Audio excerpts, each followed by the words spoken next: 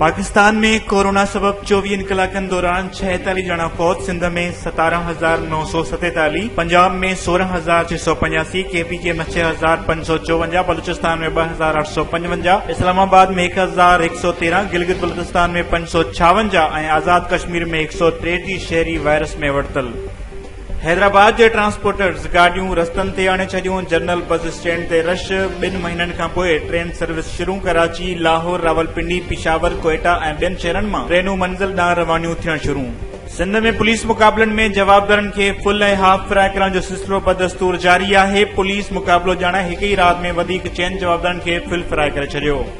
कराची, लाहौर, इस्लामाबाद, रावलपिंडी समेत मुल्क के नंढनि वॾनि शहरनि में ईद की खरीदारी जारी है। शॉपिंग मॉल्स में मास्क ऐं एहतियाती उपायनि की पाबंदी लाज़मी करार ॾिनी वई आहे। वधीक ख़बरुनि ऐं न्यूज़ अपडेट्स लाइ ॾिसंदा रहो फास्ट न्यूज़।